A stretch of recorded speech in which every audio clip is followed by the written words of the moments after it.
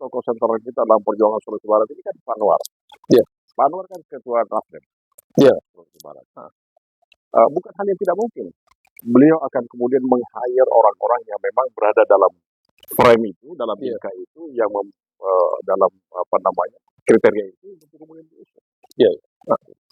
Nah, soal siapa orangnya, itu tergantung beliau. Gitu. Pokoknya diserahkan aja, yang penting sesuai kriteria. Yang penting ini sudah ada frame-nya, sudah ada bingkai. Lolos bisa masuk situ gitu ya. Tinggal dicocokkan aja siapa berkarakter apa. Iya. Kemudian kemarin saya mendengar langsung juga di acara Kaukus di Makassar itu, orang juga risau selama ini ternyata kapasitas sumber daya manusia kita ini belum terlalu mungkin belum padu atau gimana? Sebenarnya sih dengan tuntutan pembangunan kita. Kalau menurut saya berada di dekat pusat pemerintahan Sulawesi Barat ini, ya katakanlah dari sini cuma 2 menit ke kantor bupati, ke kantor gubernur ya. Sudah hampir 14 tahun ya. Iya. Sudah 14 tahun di sini. Saya banyak berinteraksi dengan pimpinan OPD. Ya.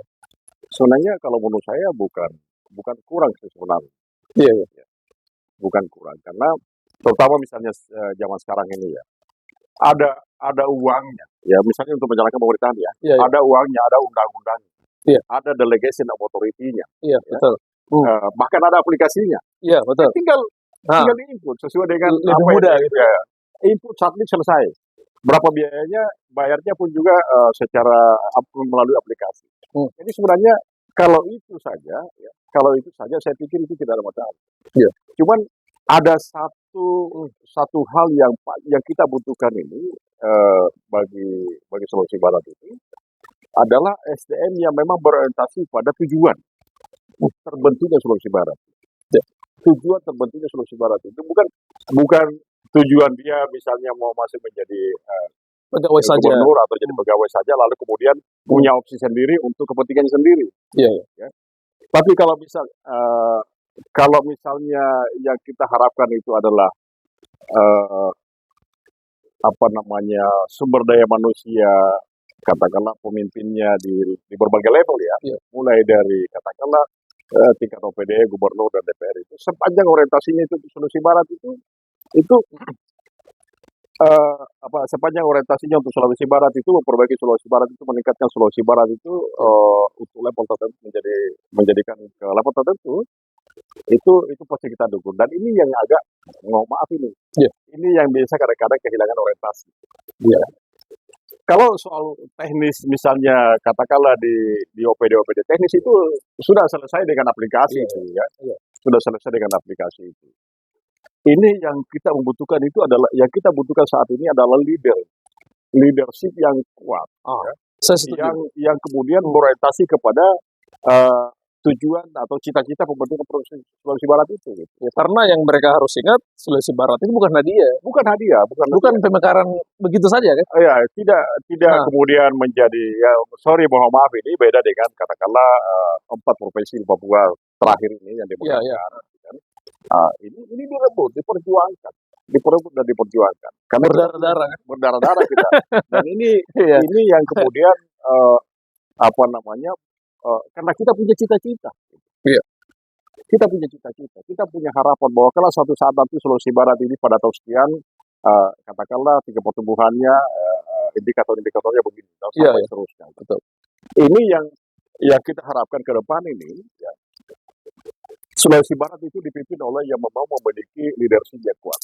Ya. Satu, berorientasi kepada tujuan dan cita-cita pembentukan Sulawesi Barat. Oke.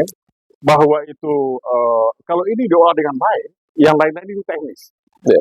Teknis ini kemudian ada aturannya, ada aplikasinya, betul. Ada sumber-sumber uang pembiayaan.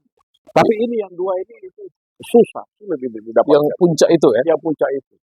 Jadi ya itu dulu. Kalau ini sudah dapat ini leadership yang kuat, kemudian berorientasi kepada cita-cita pembentukan Sulawesi Barat itu, insya Allah ini mengikut. Kira-kira kalau di piramida kan kira-kira bagaimana menggambarkannya kan?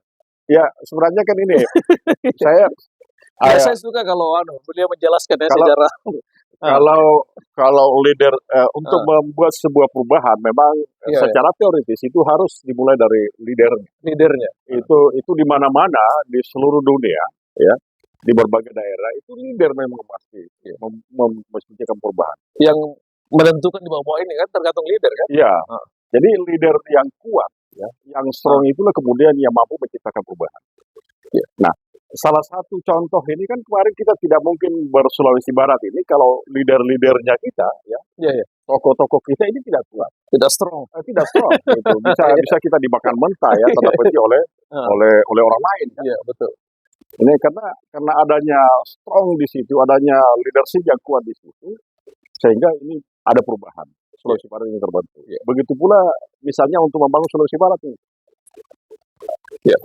mesti dipimpin oleh yang memang memiliki leadership yang kuat.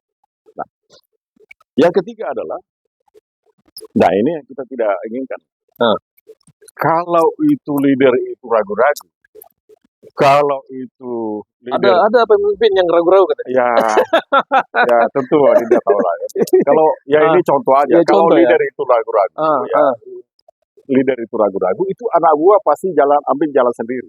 iya, iya. Itu secara teoritis itu sudah seperti itu.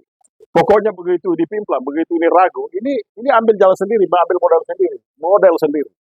Kalau nahkodanya Ya kalau nakodanya apa namanya kehilangan keseimbangan misalnya, orang taruhlah, melompat keluar iya, yang apa namanya penumpang kita ini anggap ini penumpang cari lah, pelampung semua ya. cari sebuah Pelampung. pelampung dan pasti punya opsi masing-masing. Saya mau Iya, kalau iya. begini, saya mau begini dan begini. Tapi kalau leader itu misalnya kuat, pokoknya apapun yang terjadi kita mesti patuh di sini. Ini kita harus capai itu. Ini kan pasti ikut. Gitu. Itu berarti bahwa siapapun yang mau menjadi gubernur Sulawesi Barat ke depan, dia harusnya belajar pada para pejuang. Ya enggak juga sih. Enggak, maksud saya dari sisi Diskusi semangat. boleh, Ya, kita diskusi boleh ya. Mas, ya. dari sisi semangatnya. Ya. Karena kan kira-kira kan Danar membayangkan enggak Sulawesi Barat itu terbentuk 2024 dengan kondisi politik waktu itu? Kan enggak, kan tidak kan? Mungkin, ya. Ah, Apalagi pada waktu ah, itu kan setelah kita melihat indikator-indikator yang dikeluarkan oleh Menteri Dalam Negeri, kita iya, tidak mencapai poin-poin itu. iya, iya, Ya termasuk jumlah penduduk ya. iya, iya, Tapi jumlah penduduk kemudian alhamdulillah bisa kita mendapatkan angka-angka tertentu iya, ya, lalu kemudian bisa menambah poin menjadi 3.000. iya, iya. Jadi ya itu leadership sebenarnya. Dan Iya. itu leadership itu bukan sebenarnya Ah, bukan semata ya. satu Mas- orang gitu ya? Bukan gitu. Iya, itu kan Ah, misalnya di DPR itu kan pimpinan DPR itu kan kolektif kolegial. betul. Ah, Lalu kemudian di eksekutif itu ada gubernur, ada wakil gubernur. Itu iya, juga kolektif kolegial. iya. Sebenarnya. Ada sekprop dan Ya sebagainya. ada sekprop yang kemudian menjadi ini sebenarnya sekprop ini kan manajer pemerintahan sebenarnya. Iya, betul. Dialah semua yang memanage itu segala macam TTB itu. Dan sekprop ini tidak boleh orang sembarangan. Itu harus memang punya memiliki keterampilan skill yang paling kecil, paling detail sampai paling besar. Jadi Iya. dan alhamdulillah Sulawesi Barat selama 5 tahun ini dijabat oleh Pemprov yang memang memiliki kapasitas sekprop yang memang memiliki kapasitas yang sangat memadai kalau menurut Iya, iya. saya, Pak Idris ya? Pak Idris ini. Gitu.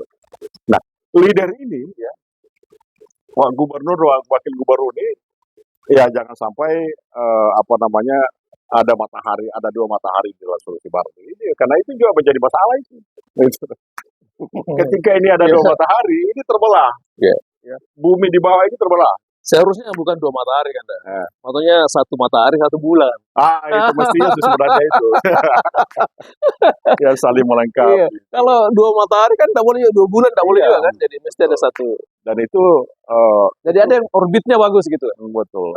Ini sebenarnya pasangan serasi itu kemudian kita harapkan menjadi sebuah harmonisasi dalam menjalankan harmonis dalam menjalankan pemerintahan. Kalau kapan tidak itu juga akan masalah, akan menjadi masalah. Oke. Kemudian untuk titik selanjutnya ini, kira-kira bagaimana bayangan Kanda ini ke depan dengan konstelasi yang mulai agak dihangatkan oleh mesin politik gitu? Ya ini kan sudah mulai mengerucut ya sekarang Iya, kan. iya. Kita lihat ada beberapa nama yang sudah muncul di permukaan dan itu hampir semua orang tahu bahwa ini adalah calon-calon Iya, iya. di tengah-tengah munculnya figur-figur calon-calon pemimpin ini, komunitas pejuang Sulbar melalui kaukus kemarin itu menetapkan frame, inilah frame-nya. Iya. Itulah pejuang Sulbar yang frame-nya Sulawesi Barat itu. Frame yang dibuat oleh frame dalam bentuk kriteria yang dibuat oleh kawan-kawan pejuang Sulawesi Barat. Siapa yang mau masuk, silakan. Iya. Ya, silakan. Kalau cocok dengan frame itu, cocok dengan bingkai itu, oke. Ya, gitu. Dan itu tentu komunitas pejuang Sulbar itu tidak main-main dengan itu. Iya. Tidak main-main dengan itu. Tidak hanya sekedar melahirkan kriteria lalu kemudian melepaskan begitu saja ke partai politik. Nah, Kenapa saya mengatakan bertanya begini tadi? Karena pilgub ke depan ini kan tidak ada incumbent ya. iya, Nah, ya kan dia menjadi lapangan luas gitu. lapangan terbuka. Lapangan gitu. terbuka gitu ya. Nah, Gitu, betul. kemudian ini memasuki Sulawesi Barat 20 tahun. Jadi banyak isu penting yang mesti mereka pikirkan. Ya, karena kan ekspektasi orang ini akan jauh lebih besar. Tanda gitu. Iya, betul. Ya. Betul. Ya, kita memang, ya pertama tadi itu, kita berharap agar Sulawesi Barat ini dipimpin oleh memang orang yang memiliki leadership yang kuat. Gitu, kan. Ya, berorientasi pada tujuan. Iya. Hanya leader yang kuat itu, leadership yang kuat itu yang tetap berpegang teguh pada, yang tetap berorientasi pada tujuan. Iya. Ya. Tidak ada leader yang kuat itu yang tidak berorientasi pada tujuan. Tidak. Iya. Yang sepanjang sudah banyak saya mempelajari ini riwayat-riwayat para pemimpin dunia ya, sekalipun itu semuanya leadernya kuat. Nah, kekuatan leadership ini sebenarnya bukan hanya berada dalam pikirannya sendiri. Ya, Kalau betul. misalnya Amerika itu kan sudah lebih 200 tahun merdeka kan. Iya, betul.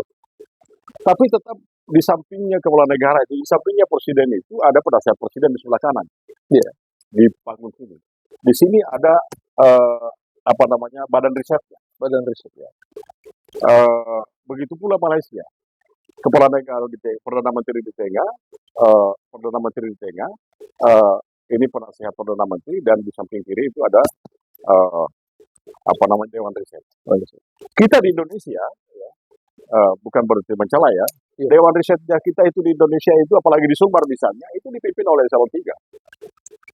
Nah, itu pun tidak ya karena memang regulasinya seperti itu sudah secara nasional sudah seperti itu ya. Di dewan riset di pemerintah pusat itu kan dia level lutut itu. Gitu. Bukan di pundak. Bukan di pundak itu. Iya. Nah, tapi kan gubernur biasa memiliki tenaga ahli sebagai. Ya tenaga ahli memang ada ya. Seperti Anies contohnya ya. Anies itu di DKI itu kan punya TGUPP. Iya. Tim gubernur untuk tim percepatan pembangunan tim gubernur untuk percepatan pembangunan ya TGUPP. Dan itu memang orang-orang ahli di situ dan itu mereka bekerja. Nah, saya tidak tahu di Sulawesi Barat ini bekerja enggak ini barang. Bekerja enggak ini tim gubernur untuk percepatan pembangunan. Kan memang TGUPP belum ada di sini. Zamannya Pak Malik itu ada, tapi tidak tahu itu apa yang diurusi, ahli apa, tidak paham. Kalau Prof Sudan dia tidak mengangkat tim ahli, tidak mengangkat tenaga ahli. Dan mengapa tidak mengangkat tenaga ahli? Karena beliau menganggap bahwa itu kepala-kepala OPD itu semua ahli di bidangnya masing-masing. Tinggal itu yang kemudian diberdayakan. Nah ini saya salut itu. Di-upgrade saja mereka kan? Ya di-upgrade saja. Ada asisten misalnya bidang ekonomi, ya itu aja yang kapasitasnya di-upgrade. Itu sehingga saya menganggap itu Prof Sudan itu adalah sosok pemimpin yang memiliki leadership yang kuat. Visioner itu kalau visioner. Visioner. Dan itu andai kata saja pemilihan gubernur untuk menjadi gubernur itu bukan proses politik ya. Yeah. Bukan proses politik. Saya malah pikirannya Prof Sudan lah ini yang kemudian kita berharap untuk menjadi gubernur ya. Tapi paling tidak karena ini kan proses politik ya, Iya, iya. untuk bisa mencapai 0102 kan, paling tidak karakter kepemimpinannya Prof. Sudan itu dicontoh. Iya, Itu menjadi model gitu. betul. Ada modelnya. Ya, untung Praktik saja ini, baik istilahnya, praktik baik yang dia tinggalkan, iya, yang dia untung saja ini Prof. Sudan ini katakanlah sempat masih di Sulbar, sehingga bisa kita ada contoh, ada rujukan, gitu. Ya. Ada model, gitu. ada best practice. Ada best practice-nya, ada patokannya. Ya. Dan yang dapat dibanding dengan pejabat sebelumnya kan? Ya itulah Iya. yang tidak dilaksanakan oleh pejabat gubernur sebelumnya, ya kan? Ini kemudian Prof. Sudan ini bersama dengan timnya, katakanlah timnya ini maksud saya OPD. Prof. Sudan, kemudian Sekda dengan OPD ini bisa mengurai berlilitan masalah yang selama ini diderita oleh Sulawesi Barat. Diurai satu-satu.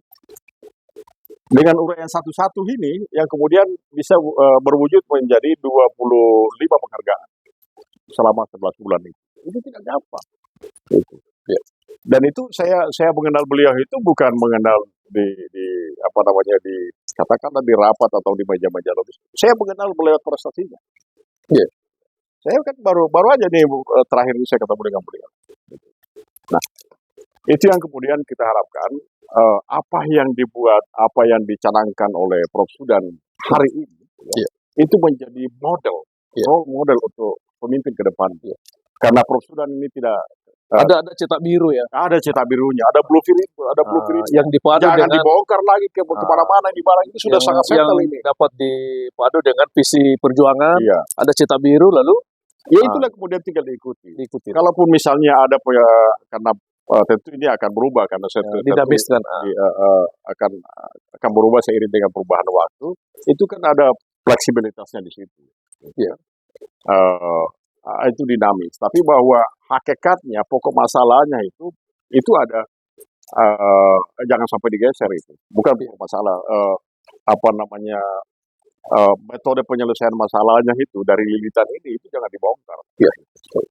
Itu mesti memang harus jadi model lah kalau menurut saya. Jadi model. Oke. Saya kira menarik sekali pembicaraan kita Anda Nahar dan ini sudah cukup panjang ya. Belum ya? Sampai malam ini. Kita, ya. Jadi, teman-teman sekalian dengan di podcast, teman-teman muda, beliau ini adalah sekjen 20 tahun lalu ya, atau 25 tahun lalu, yang juga muda kan. Nah, sekarang pertanyaan saya ke beliau adalah, bagaimana menyiapkan lapis pejuang berikutnya di bawah yang senior sekarang? Karena itu yang kemarin, betul, misalnya dikhawatirkan oleh Kak Jamil misalnya ya, mengatakan bahwa bagaimana dengan generasi kedua, ketiga sebelumnya? Bagaimana menyiapkan pejuang ini? Nah, jadi kan begini, waktu awal Sulbar diperjuangkan tahun 94, tahun 94 itu yang masih katakanlah dimotori oleh Forum Sipamandar. Kalau Kap Sulbar itu lahir September 98. Kalau Forum Sipamandar ini lahir sebelum 94, tapi 94 itu kemudian kita sudah mulai bergulat untuk mendiskusikan, mempertaruhkan gagasan ide bagaimana kita berSulawesi Barat. Itu sejak tahun 94. Nah, waktu itu di Forum Sipamandar itu di kalangan pejuang ini saya paling muda. Iya betul. Ya, saya paling muda ke situ. Masuk 98. Umur 20 tahun mungkin dia. 26. 26 ya? Ya 26. Lalu kemudian Forum Sipamandar membentuk Kap Sulbar. Saya dengan Pak Rahmat di Daulat sebagai ketua, saya sebagai sekjen. Itu Kap Sulbar ini juga ada masuklah kemudian orang-orang yang tokoh-tokoh kita ini. Saya lagi di situ paling muda di antara jajaran itu. Mengapa ini beda organisasi? Organisasi ini kan paguyuban ya. Forum Sipamandar dan Kap misalnya. Nah, Kap Sulbar ini dibentuk untuk memang menjadi sebuah organisasi pergerakan. Ya. Jadi ini katakanlah ya organisasi kemasyarakatan yang paguyuban ini organisasi pergerakan. Lalu kemudian organisasi pergerakan ini dibentuk 14 September 98. Sampai sekarang ini belum dibubarkan. Jadi saya menganggap bahwa Kap Sulbar itu masih tetap ada. Bahwa pekerjaannya tugasnya membantu provinsi ini yang bagian dari misinya ini sudah selesai, Ya. membantu ya. Nah, tahun 2001 di Kongres Rakyat Mandar 19 sampai 21 Januari 2001 itu Kongres Rakyat Mandar itu menyetujui dan merekomendasikan terbentuknya Barisan Pemuda Pembela Sulawesi Barat. Iya.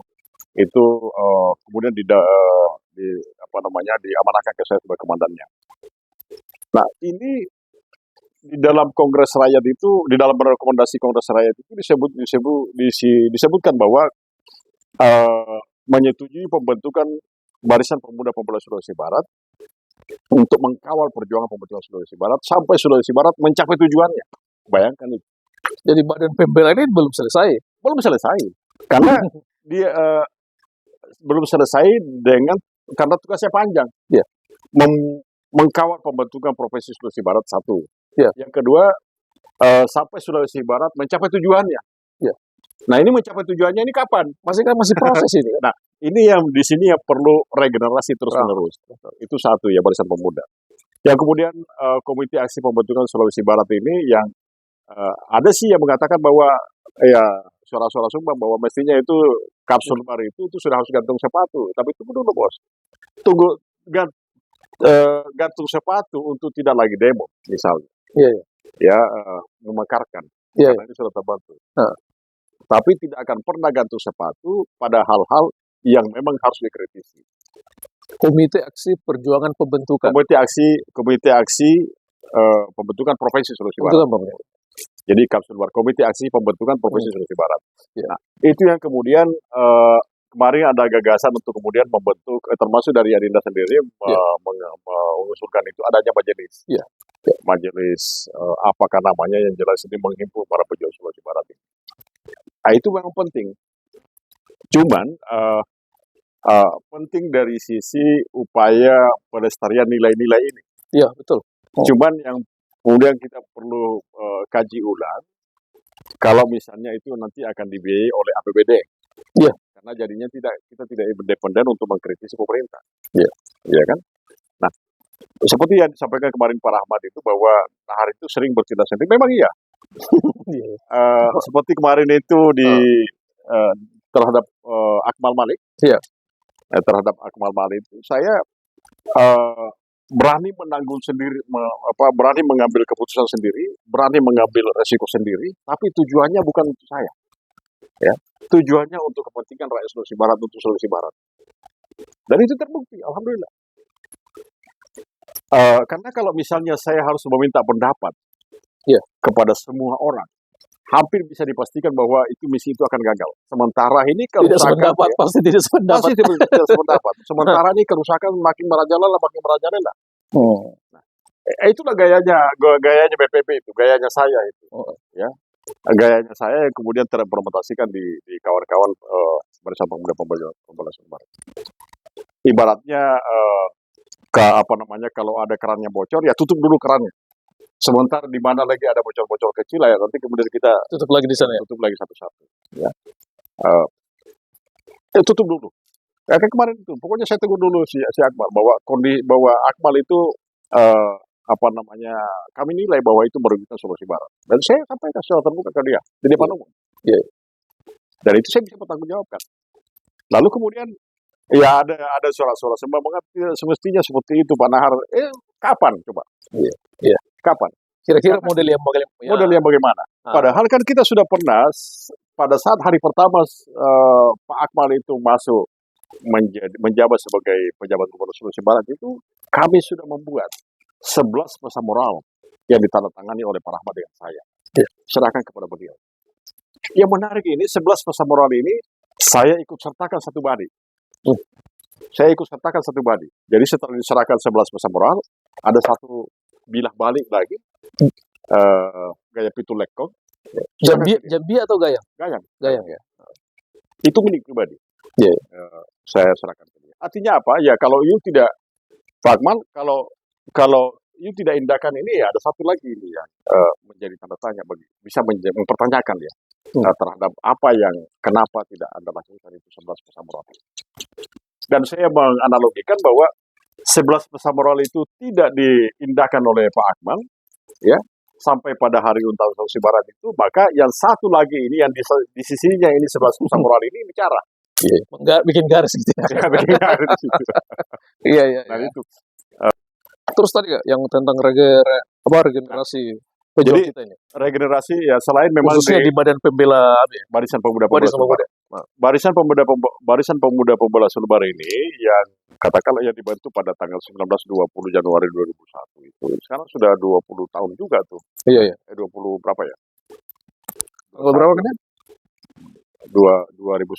Iya, 25 tahun ya. Iya, iya. 19 Januari ya. Iya. Nah, itu yang kemudian dengan kawan-kawan saya sudah diskusi dengan adik-adik yang lain. Iya. Adik-adik yang lain kan itu harus ada regenerasi. Iya, betul. Untuk memasukkan, untuk menghidupkan ini organisasi ini memang harus ada regenerasi. Tapi regenerasi yang kita akan masukkan dalam frame ini, dalam bingkai ini juga mesti ada kriterianya. Iya, betul. Ya. Paling tidak dikader dulu. Iya. Ada rekam jejaknya gitu yang bagus. Ya mungkin kalau dari sisi rekam jejak dalam konteks perjuangan Iya. saat ini ya masih tentu terbatas. Iya. Karena katakanlah mereka ini sudah ada di dalam sistem pemerintahan apa segala Iya. macam. Tapi ada anak mudanya Sulawesi Barat yang memang memiliki idealisme ya, Iya. saat ini yang mau betul-betul bergabung di dalam organisasi ini dan mau menyatakan diri untuk tetap menjadi katakanlah Pembela. kontroler perjuangan Sulawesi Barat ini kita akan rekrut mereka. Iya. Karena ini badan yang dibentuk jauh sebelum Sulawesi Barat terdiri kan. Iya, jauh sebelum Bukan Sulawesi Barat. badan-badan yang baru kan. Betul. Dan itu saya ya kan latar belakang saya pengusaha. Saya berharap suatu saat nanti ini mereka ini independen dari sisi pembiayaan. Tidak tergantung sama APBD apa segala macam. Karena ketika itu tergantung sudah selesai kita. Selesai. Tutup buku. Jadi Iya. saya ngomong begini ke Pak Akmal Pemprov ini ya karena saya tidak ketergantungan. Iya. Tidak ada beban. Ya, tidak ada beban. Ya, di dalam hukum fikih itu kalau kita memiliki ketergantungan, pasti kita tidak setara. Ya, betul. Tapi kalau misalnya tidak ada ketergantungan, ya setara saya. Setara. Gitu. Ya. Saya tidak memiliki ketergantungan sama Akmal. Saya setara dengan Akmal. Dalam artian pikirannya, jabatannya memang dia pejabat gubernur, ya. Tapi saya sebagai orang yang pernah melahirkan, salah satu orang yang pernah melahirkan Provinsi Sulawesi Barat ini, ya, saya menganggap bahwa ini tidak ada salahnya kalau saya tegur. Ya. Selain itu ya saya tidak punya kepentingan apa-apa. Nah ini yang aneh kemudian ada yang mempelesetkan bahwa Nahar itu karena marah itu sama Pak Akmal karena tidak disetujui. Mohon maaf, bos. Ada yang kemudian pelesetkan itu. Tapi tidak apa-apa. Itu kan silakan aja mereka itu berhalusinasi sendiri, berimajinasi sendiri. Tapi yang jelas apa yang saya bilang ini, itu saya bisa pertanggungjawabkan dunia dan akhirat. Dan terbukti saya begitu diganti berikutnya, saya tidak pernah mau jadi staf ahli di misalnya di Prosuda, kenapa? Gitu. Jadi itu clear kan? Jadi clear. Teman-teman dengan di podcast, tentu banyak hal yang masih bisa kita serap dari beliau. Ya, dengan latar belakang seperti ini kan, itu sudah jelas itu ya, bahwa seseorang yang banyak membaca, apalagi menjadi pelaku sejarah, dan bukan hanya pelaku, tapi mereka adalah perintis gitu kan, dalam sejarah perjuangan pembentukan Provinsi Sulawesi Barat, itu banyak hal yang masih perlu kita nukil dari beliau ya. Mungkin tapi mungkin dalam versi lain untuk anak-anak muda di Sulawesi Barat, karena 20 tahun Sulawesi Barat ini itu adalah hari jadinya ya. Tapi di belakang itu ada beberapa bertahun-tahun itu masa gagasan itu dipertengkarkan di kalangan pejuang. Nah, itu yang perlu kita mungkin elaborasi juga nanti ya. Apalagi sementara juga disusun sejarah tentang perjuangan ini, day to day ini ya, tentang Sulawesi Barat. Tapi itu nanti ya. Dan hari ini untuk kepentingan wawancara ini, kira-kira apa closingnya Anda terkait 20 tahun Sulawesi Barat ini akan kita peringati tahun ini? Yang pertama, kalau misalnya dalam regenerasi ya. Ini semangat dan cita-cita memperjuangkan terbentuknya Sulawesi Barat ini jangan pernah hilang di dalam benaknya generasi kita. Ya. Siapapun itu, berapapun umurnya. Ya. dan pada sisi manapun dia berkarya. Ya. Keindahan pelangi itu karena kombinasinya, warna-warninya. Mantap. Ya. Itu satu. Yang kedua, dalam konteks kepemimpinan ke depan ini, karena ini ranahnya partai politik, ya, awalnya, Ya. karena harus diusung oleh partai politik masuk di KPU untuk memenuhi syarat, itu tentu kita berharap partai politik ini mengusung orang yang memiliki leadership yang kuat, ya, yang paham cita-cita pembentukan Sulawesi Barat. Ya. Dan kita tentu juga berharap jika sekiranya katakanlah keinginan politik itu menghendaki, ya, itu dari kalangan pejuang Sumbar, wah itu salut saya, mantap itu. Ya. Karena tentu akan beda, ya. Akan beda orang yang hanya mengaku akan meneruskan cita-cita itu dengan orang yang pernah melakukan, ya, berada dalam dinamika membentuk Sulawesi Barat itu sesuai dengan cita-citanya gitu. Ya. Akan beda suasana batinnya, ya. Suasana hatinya itu akan beda, dan tentu juga akan beda orientasinya. Ya. Karena semua orang bisa mengatakan bahwa saya bisa, ya. Tapi ini kan mengatakan bisa hari ini tentu harus ada instrumennya. Ya. Apa yang telah pernah dilakukan sebelumnya, gitu kan? Ya. Termasuk pada saat Sulawesi Barat diperjuangkan, itu akan menjadi track record bagi kita. Tapi kan katakanlah komunitas pejuang Sumbar ini bukan organisasi politik, ini cuma gerakan moral. Ya. Makanya dia cuma membentuk tren. Tapi gerakan moral ini kemudian insya Allah bisa menjadi penyambung lidah ke masyarakat untuk membuat perubahan-perubahan. Ya. Untuk Sulawesi Barat ini bisa lebih baik, bisa mencapai cita-citanya. Jadi memang komunitas pejuang Sulawesi Barat ini bukan sebuah organisasi partai politik, tapi jika sekiranya mereka ini yang tersebar di seluruh daratan Sulawesi Barat ini ngomong kepada satu orang dan seterusnya, insya Allah bisa dipercaya. Ya. Karena mereka inilah kemudian mengalami sendiri, ya, berada dalam lintasan perjuangan selama 10 tahun sebelum terbentuk Sulawesi Barat ini, mereka ada di dalamnya. Dan itu tentu mereka bisa bercerita. Tapi kira-kira kalau misalnya nanti akan ada penetapan 2-3 paslon, lalu di ketiga paslon itu ada pejuang, kira-kira bagaimana sikap kaukus atau KAP secara umum? Maksudnya 3 paslon itu ada semua pejuang? Semua pejuangnya. Kita bobot. Iya. Kita bobot saja. Oh, dibobot lagi ya? Dibobot lagi. Ya, katakanlah misalnya begini, sudah disimulasikan oleh partai politik bahwa siapa berpasangan dengan siapa. Ternyata tiga-tiganya ini ada unsur pejuangnya semua. Iya. Ya, unsur pejuangnya semua. Iya. Ya, kita bobot secara keseluruhan, bukan hanya pejuangnya yang dibobot, tapi seluruh instrumen yang melekat pada dirinya. Yeah. Dari sisi kapasitasnya, integritasnya, loyalitasnya, kejuangannya, dan seterusnya. Track recordnya.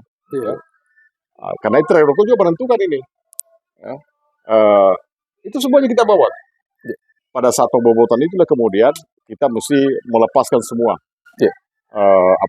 Kepentingan subjektifnya. Kita orientasinya kepada tujuan Sulawesi Barat. Ataukah nanti misalnya setelah ada pasangan yang ditetapkan oleh KPU misalnya, atau sebelumnya, itu kaukus atau KAP ini akan mengundang mereka untuk berbicara di depan pejuang? Harapannya kita seperti itu. Ini dia mau jadi pemimpin seperti apa sih? Ya kan? Jadi kalangan pejuang mau mendengar gitu ya.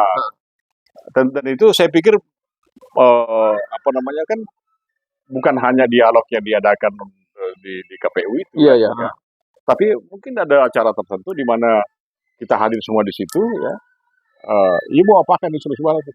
Iya. Saya pikir kalau misalnya orang yang selama ini, katakanlah orang yang anti perjuang, ya, yang tidak pernah berjuang dan anti pejuang, ya, hampir bisa dipastikan bahwa tidak akan mau datang. Yang anti. Ya, anti. Kan dulu waktu kita berjuang Sulawesi Barat ini, ada juga yang anti. Ya, ada betul. Juga yang menghalangi. Betul. Memperjuangkan Sulawesi Barat, ya, akhirnya mereka jadi resisten. Berjuang. Ya. Ya. Tapi karena ini dunianya lain, ya. Kalau dulu itu zaman perjuangan itu oke lah. Tidak ada medsos dan sebagainya. Tidak ada medsos. Sekarang ini sudah untuk masuk dalam kontestasi pemilihan gubernur ini kan sudah ranah partai politik, ya tentu kita hanya bisa memberikan pesan-pesan moral saja. Satu paragraf untuk pemirsa tentang Sulawesi Barat 20 tahun. Ya ini alhamdulillah saya dapat kehormatan ini dari Adinda eh, yang selama ini saya mengenal beliau sebagai penulis, sebagai seorang intelektual muda. Saya dikunjungi di kediaman saya di sini. Ya satu pesan saya kepada pemirsa ya, tentu di semua level ini, Ya. baik anak muda, tokoh-tokoh kita, politisi, marilah kita rawat baik-baik Sulawesi Barat ini. Karena Sulawesi Barat ini tidak lahir dari lubang bambu. Itu lahir dari sebuah perjuangan yang memakan waktu, uang, tenaga, pikiran yang sangat besar. Ya. Ini alhamdulillah Allah meridai perjuangan itu. Lalu kemudian adalah Sulawesi Barat ini. Mari kita rawat Sulawesi Barat ini. Nah, merawat Sulawesi Barat ini tentu tidak hanya titik awal kita itu tidak hanya konteks politik misalnya, tidak hanya itu, tapi dalam konteks sosial, dalam konteks lingkungan. Nah, itu satu. Yang kedua, mari sebelum segalanya terlambat, ya mari kita diskusi. Sebelum kita segalanya lupa, mari kita diskusikan itu. Mari kita berbicara. Mari kita berbicara. Dan itu terdokumentasikan. Makanya saya selalu seperti ini. Pokoknya ini kan bisa diabadi dalam rentang waktu panjang. Ya, insyaallah. Apalagi kalau misalnya disimpan, misalnya katakanlah di Google Drive atau di mana filenya itu bisa membawa anak-anak muda berikutnya, generasi muda berikutnya ke alam yang memang pernah dilalui oleh para pendahulunya. Ya. Jadi ada gambaran di situ. Generasi muda lebih tahu jalannya sejarah kan? Ya, lebih tahu jalannya sejarah, dan generasi muda juga paham siapa yang pernah melahirkan profesi ini, siapa yang pernah menghalangi profesi ini, dan siapa yang pernah mengkhianati profesi ini. Ya. Dan tentu ya tujuannya agar mereka ini tidak salah memilih. Ya, misalnya kalau pada saat pemilihan, ya, itu harapan kita semua. Ya, makasih banyak kepada Naharudin. Beliau adalah Sekjen KAP yang memang belum pernah dibubarkan KAP-nya, termasuk Badan Pemuda, Barisan Pemuda Pembela Sulawesi Barat. Itu pun adalah organ yang masih ada sampai hari ini dan masih eksis. Terima kasih. Beliau sudah membersamai saya untuk mengurai pikiran-pikirannya ya. Insyaallah kita ketemu lagi pada bincang-bincang selanjutnya bersama dengan di podcast. Terima kasih. Assalamualaikum warahmatullahi wabarakatuh. Waalaikumsalam warahmatullahi wabarakatuh.